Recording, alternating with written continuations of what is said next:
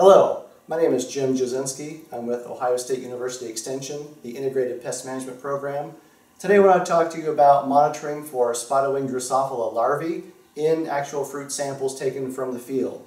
We've already talked about monitoring for the adults using the apple cider vinegar or the fermented bait style traps. Today we're going to actually look at the fruit and see if we can't float out some of the larvae using some salt water. So this is what we need to get started. Either use a gallon-sized Ziploc bag or a quart container to put the berries in and actually float the larvae out. I personally like the quart-sized container because this way you can put the berries in, put the water in, set it down and walk away from it. With the gallon-sized bag, it could flop over and leak out. So my personal preference is the container. We need a measuring cup, a measuring spoon, up to 1 tablespoon, a stirring spoon, just some regular iodized salt, and then of course we have here is our fruit we collected to actually float out the larvae. And so what we're going to do is probably collect about 75 red raspberries or black raspberries or a cup or two of blueberries to actually have enough fruit to work with. So what we'll do here is kind of mix up the ratio, which is going to be about 1 cup of water per 1 tablespoon of salt. And so the way this usually works best is if we have a warm water solution, the salt tends to dissolve pretty easily. For those of you who aren't maybe familiar, 1 cup is equal to about 8 ounces. And so what we have here is a 32-ounce cup. We're going to go ahead and pour in about 24 ounces of water. That's going to represent about 3 measures of this solution. Okay, there's 24 ounces of water. We'll add 2 or 3 tablespoons of salt. There's 1. There's 2. There's 3. Okay. Then we'll go ahead and give that a stir. Make sure that salt gets dissolved in that water solution.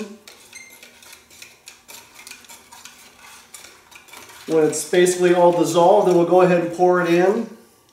We want to be able to have a couple inches of liquid in with the fruit just to have enough headspace for the larvae to swim out of the fruit and into the volume. So there's a little bit there, and there's a little bit here.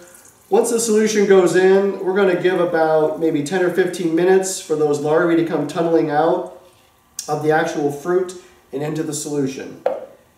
And then we're going to take a look and see what's in here. We'll be able to figure out if in fact we have spotted-winged Drosophila larvae that are in the fruit.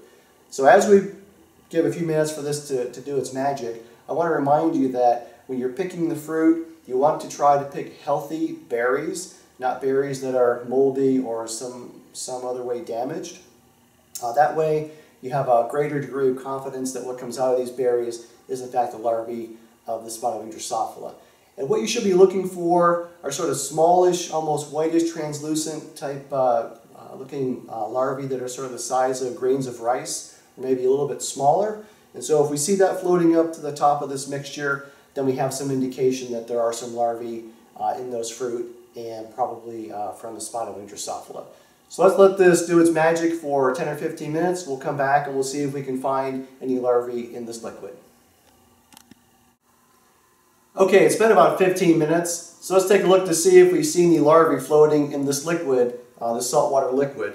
So what is usually helpful to do is to take your spoon or even like a potato masher and very gently push down on the fruit. We're not trying to crush the fruit, we're just trying to separate it from the liquid.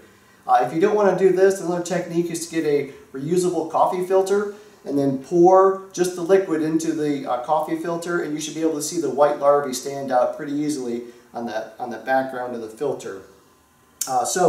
I'm looking in here, I'm kind of pushing the fruit down, and I don't see any evidence of any larvae. Sort of, again, they're going to be sort of whitish, small, almost like thin grains of rice. I don't see anything like that at all. So I think this first sample is actually pretty clean, okay? But take your time and look through it. Kind of move some of the fruit around, but again, we're not trying to crush the fruit. Just trying to look at anything that might be swimming out of the fruit.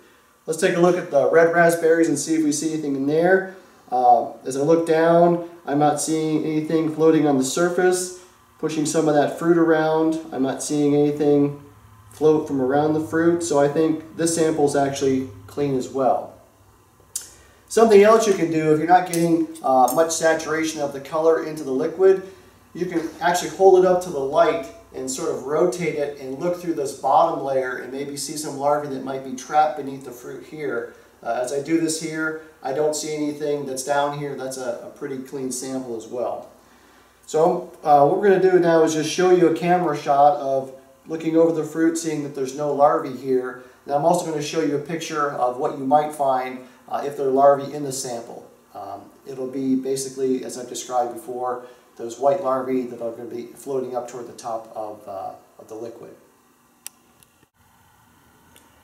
Okay, so what you're seeing now is the top of those two containers, and you can see the liquid's fairly clear and there's no whitish looking larvae that are floating to the top. So these are both very clean samples. We're now going to cut to a picture of some samples from earlier. What you're looking at now is a sample taken from a few weeks ago, and what you can see are the little white-ish looking larvae or maggots. They're actually floating in the saltwater solution. Went ahead and circled them with yellow rings so you could see what they look like.